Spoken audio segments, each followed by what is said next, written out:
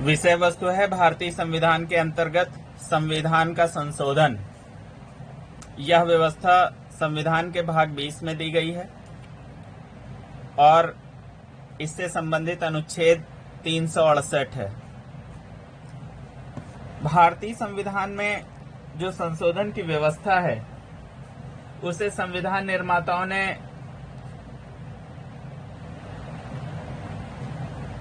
ना ही बहुत आसान बनाया है और ना ही बहुत जटिल। बहुत आसान इसलिए नहीं बनाया ताकि कोई निरंकुश सत्ता तीव्रता से इसे अपने मनोनुकूल संशोधित न कर ले, और बहुत जटिल इसलिए नहीं बनाया ताकि समय के साथ बदलते आर्थिक सामाजिक परिवेश में नई अपेक्षाओं को पूरा करने के लिए इसमें वांछित परिवर्तन किए जा सकें। भारतीय संशोधन की प्रक्रिया नम्यता अनम्यता का मिश्रण है, एक मध्यम मार्ग है जिसके तहत भारतीय संविधान में अनुच्छेद 368 के तहत संविधान का संशोधन करने की संसद की शक्तिवाह प्रक्रिया दी गई है। इस अनुच्छेद के तहत संसद अपने संविधायी शक्ति का उपयोग करते हुए संविधान के किसी उपबंध का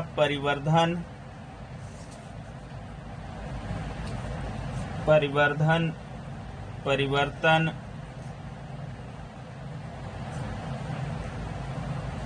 या निरसन द्वारा संशोधन कर सकती है।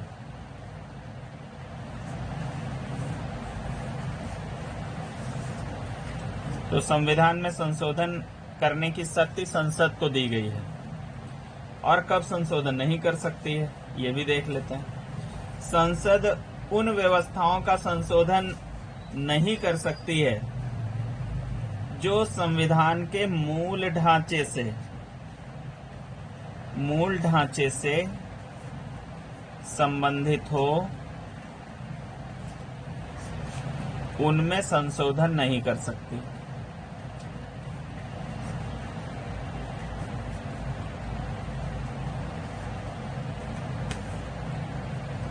यह व्यवस्था केशवानंद भारती बनाम केरल राज्य, केशवानंद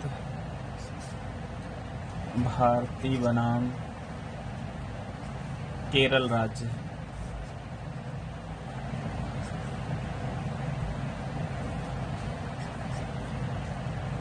सर्वोच्च न्यायालय द्वारा मूल ढांचे के सिद्धांत के रूप में दी गई। संशोधन की प्रक्रिया का उल्लेख जो अनुच्छेद 368 में है उसमें दो प्रकार से हम देख सकते हैं संशोधन हो सकता है। एक तो विशेष बहुमत द्वारा,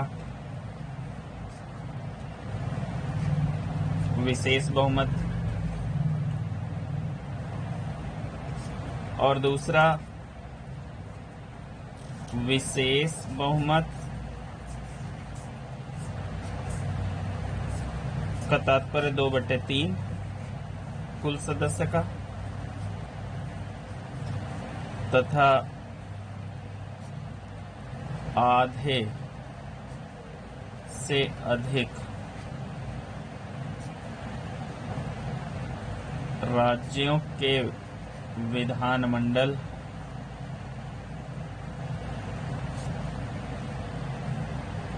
की स्वीकृति। यह स्वीकृति आधे से अधिक के रूप में होगी, 50% +1 सदस्य विधानमंडल द्वारा,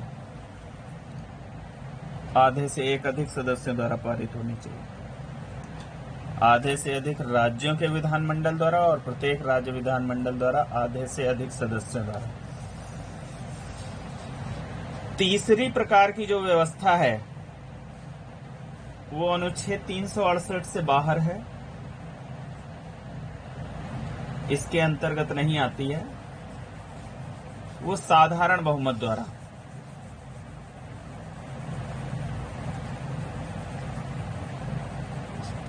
ये तीसरी व्यवस्था है।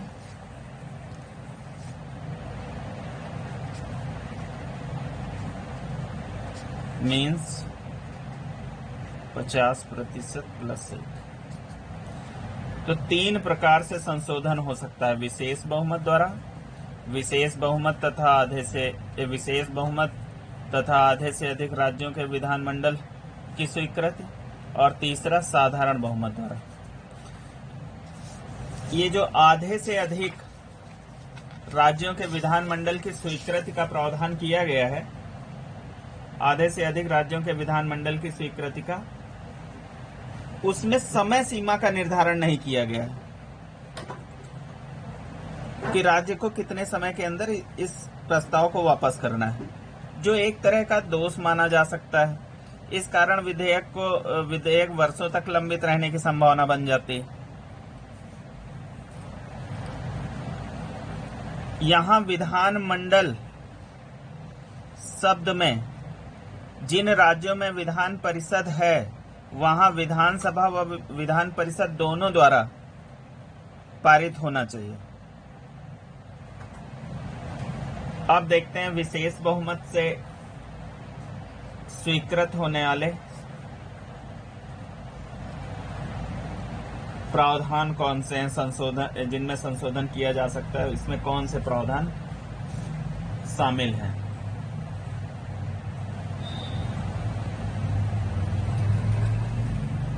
राष्ट्रपति, इसमें दोनों सदन पहले पृथक रूप से 2/3 बहुमत से पारित करेंगे, फिर राष्ट्रपति के पास स्वीकृति के लिए जाएगा, राष्ट्रपति अपना हस्ताक्षर कर देगा, तो संविधान संशोधन विधेयक अधिनियम में तब्दील हो जाएगा। इसमें निम्न श्रेणी के उपबंधों का संशोधन किया जा सकता है, जैसे मूल अधिकार,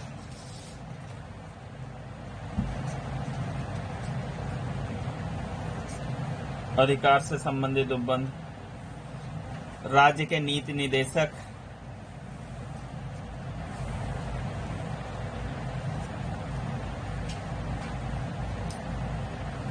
तत्व से संबंधित विधेयक,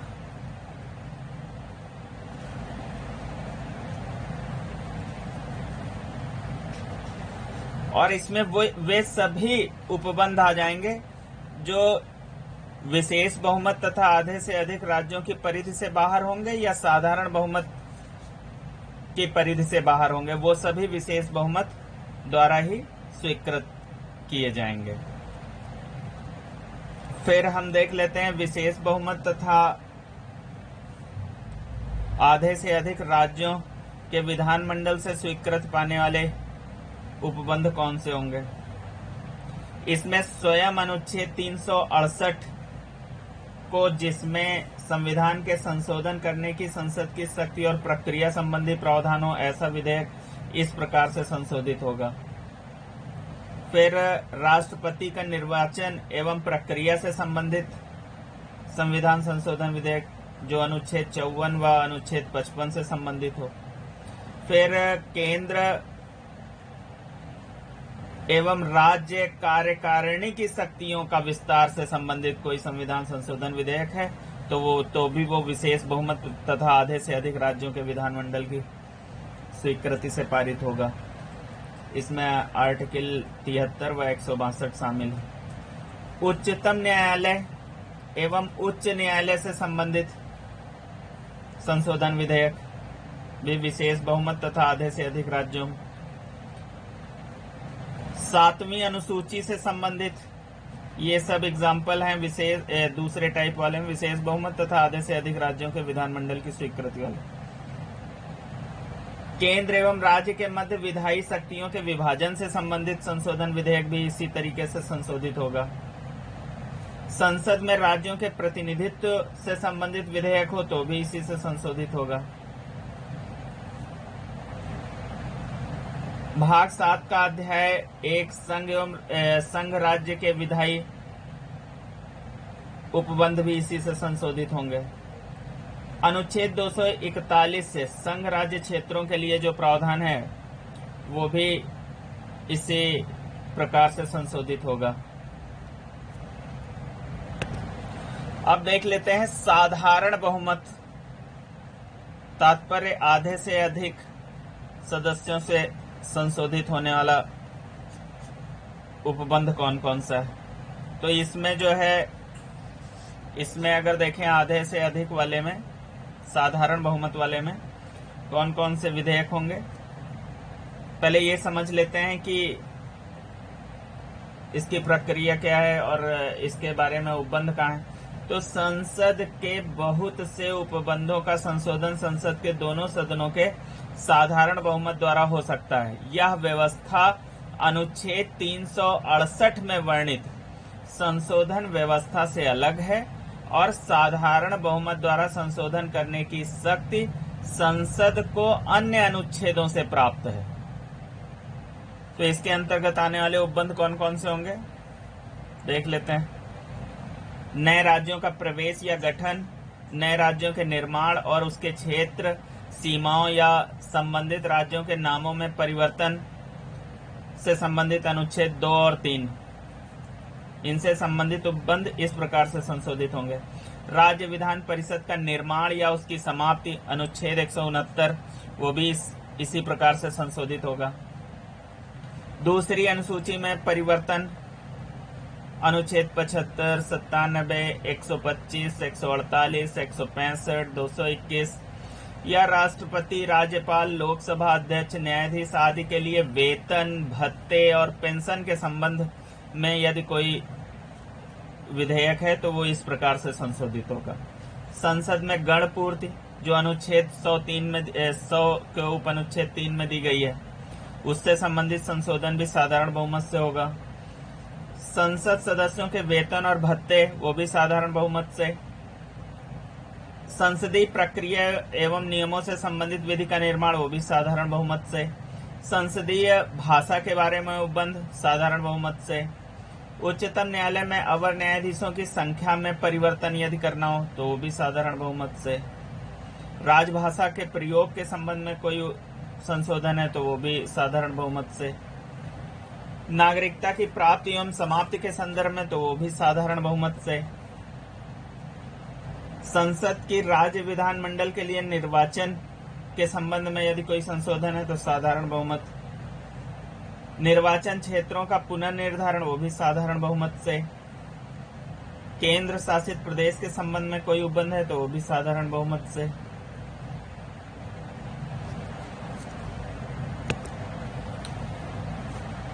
बहुमत के विभिन्न प्रकार, विभिन्न रूप, बहुमत के विभिन्न रूप। साधारण बहुमत, साधारण बहुमत में सदन में उपस्थित और मतदान करने वाले, उपस्थित और मतदान करने वाले सदस्यों का आधे से एक अधिक से आधे से एक अधिक बहुमत से संशोधित होने वाले विधेयक, जैसे विश्वास प्रस्ताव,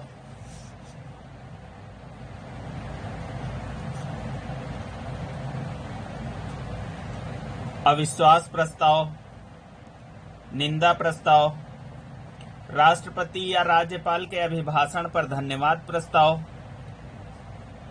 धन विधेयक, वित्त विधेयक तथा राज्यसभा के उपसभापति, लोकसभा के अध्यक्ष एवं उपाध्यक्ष के चुनाव हेतु वांछित बहुमत कैसा होना चाहिए। तो सदन में उपस्थित और मतदान करने वाले सदस्यों का आधे से एक अधिक,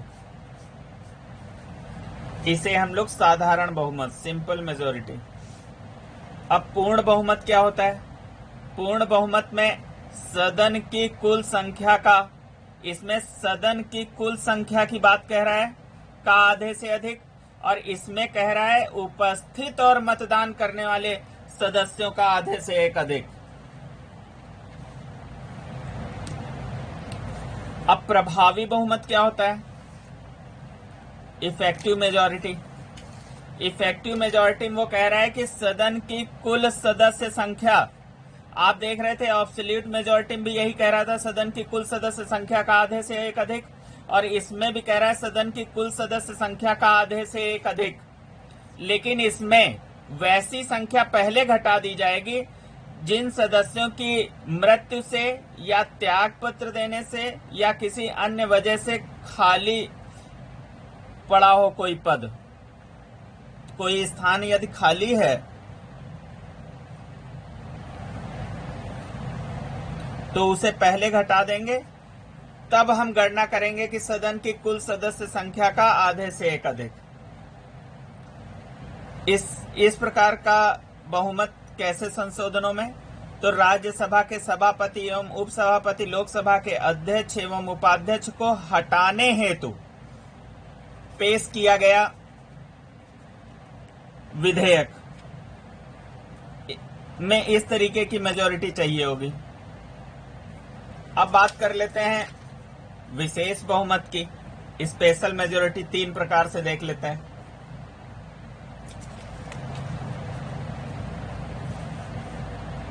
इसमें उपस्थित और मतदान करने वाले सदस्यों का 2/3, उपस्थित और मतदान करने वाले सदस्यों का 2/3, इस तरह की मेजॉरिटी कैसे उसमें चाहिए विधेयक में। तो अनुच्छेद 249 के अधीन प्रस्तावित विधेयक, आपको पता होगा कि अनुच्छेद 249 के तहत राज्य सूची में वर्णित विषयों के संबंध में राष्ट्रीय हित का यदि उसे घोषित कर दिया जाए तो संसद को राज्य सूची के विषय पर विधि बनाने की शक्ति संसद को प्राप्त हो जाती है। तो यदि ऐसा कोई प्रस्ताव है जो अनुच्छेद 249 के तहत राज्य सूची के संबंध में संसद में प्रस्तावित है, तो उस पर इस प्रकार की मेजॉरिटी चाहिए कि उपस्थित और मतदान करने वाले सदस्यों के 2/3 बहुमत से। अब उपस्थित और मतदान करने वाले सदस्यों का 2/3 बहुमत, साथ ही साथ ये जो 2/3 बहुमत है वो कुल सदस्य संख्या के आधे से अधिक होना चाहिए। कुल सदस्य संख्या का आधे से एक अधिक होना चाहिए। जितने लोग सदन में वर्तमान में उपस्थित हैं, मतदान कर रहे हैं, उनका 2/3 बहुमत उस सदन की कुल सदस्य संख्या का आधे से अधिक होना चाहिए, आधे से एक अधिक होना चाहिए। तो इस तरीके की श्रेणी में संशोधित होने वाला या इस तरीके की श्रेणी में पारित होने वाला विधेयक, जैसे अनुच्छेद 368 के अधीन संविधान संशोधन से संबंधित विधेयक हो, उच्च न्यायालय, सर्वोच्च न्यायालय के न्यायाधीश तथा नियंत्रक एवं महालेखा परीक्षक को हटाने से संबंधित विधेयक हो, राज्यों में विधान परिषद की स्थापना हेतु तो विधानसभा में पेश किया जाने वाला विधेयक हो, तो उसमें इस प्रकार की मेजॉरिटी चाहिए विशेष बहुमत की। अब तीसरा देख लेते हैं विशेष बहुमत। इसमें कह रहा है सदन की कुल सदस्य संख्या का 2/3 बहुमत। पहले वालों में 2 में आपने देखा उपस्थित और मतदान करने वाले सदस्य थे। पहले में उपस्थित और मतदान करने वाले का 2/3, दूसरे में उपस्थित और मतदान करने वाले का 2/3 बहुमत, और वो भी कुल सदस्य संख्या का आधे से एक अधिक हो। और तीसरे में सदन की कुल सदस्य संख्या का 2/3 बहुमत। ऐसी मेजोरिटी से पारित होने वाले विधेयक कौन से होंगे? तो अनुच्छेद 61 के अधीन राष्ट्रपति पर महाभियोग चलाने की प्रक्रिया से संबंधित विधेयक, अनुच्छेद 61 के तहत के अधीन राष्ट्रपति पर महाभियोग चलाने की प्रक्रिया से संबंधित विधेयक। तो आपने देखा कि बहुमत के विभिन्न रूप कि किस प्रकार की मेजोरिटी किसमें चाहिए। तो साधारण बहुमत, सिंपल मेजोरिटी में आपने देख लिया, सदन में उपस्थित और मतदान करने वाले सदस्यों का आधे से एक अधिक बहुमत होना चाहिए। पूर्ण बहुमत या एब्सोल्यूट मेजोरिटी में सदन की कुल सदस्य संख्या का आधे से एक अधिक होना चाहिए। और प्रभावी बहुमत या इफेक्टिव मेजोरिटी में सदन की कुल सदस्य संख्या में पहले वैसी संख्या घटा देंगे जो पद रिक्त हैं, चाहे वो किसी भी कारण से हो, मृत्यु से, त्याग पत्र देने से या अन्य वजहों से। फिर देखेंगे आधे से एक अधिक का बहुमत होना चाहिए।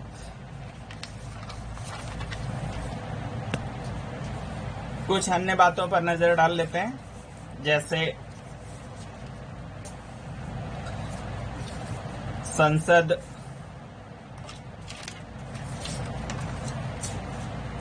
जो है प्रस्तावना हो गई, मूल अधिकार हो गए, सहित संविधान के किसी भी भाग में संशोधन कर सकती है, किंतु वह संविधान के आधारभूत ढांचे में संशोधन नहीं कर सकती। आधारभूत ढांचे में, आधारभूत ढांचे में संशोधन नहीं कर सकती। ये आधारभूत ढांचे का सिद्धांत जो है केशवानंद भारती बनाम केरल राज्य 1973 के बाद में सुप्रीम कोर्ट ने दिया। अब आधारभूत ढांचे में किसे शामिल किया जाएगा, इसके संदर्भ में बात कर लेते हैं। तो विभिन्न मामलों में सर्वोच्च न्यायालय ने निम्न तत्वों को संविधान का आधारभूत ढांचा घोषित किया है। बहुत से वादों से ये निष्कर्ष निकल के आया, बहुत से वादों में जो निर्णय हुए उनसे हम देख सकते हैं कि किस तरीके के तत्वों को संविधान का आधारभूत ढांचा कह सकते हैं। तो जैसे संविधान की सर्वोच्चता, गणतंत्रात्मक एवं लोकतंत्रात्मक शासन प्रणाली, शक्तियों का पृथक्करण, संविधान का पंथ निरपेक्ष स्वरूप, संघात्मक शासन प्रणाली, राष्ट्र की एकता और अखंडता, कल्याणकारी राज्य की स्थापना, व्यक्ति की स्वतंत्रता एवं गरिमा, विधि का शासन, स्वतंत्र और निष्पक्ष चुनाव पर आधारित लोकतंत्र,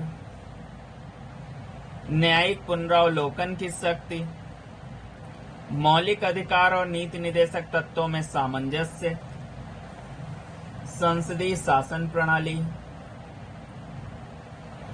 संसद की संविधान संशोधन की सीमित शक्ति, संविधान की प्रस्तावना में निहित उद्देश्य, न्यायपालिका की स्वतंत्रता, अनुच्छेद 32, 136, 141 और 142 के अधीन उच्चतम न्यायालय की शक्तियां तथा कुछ दशाओं में मूल अधिकार आदि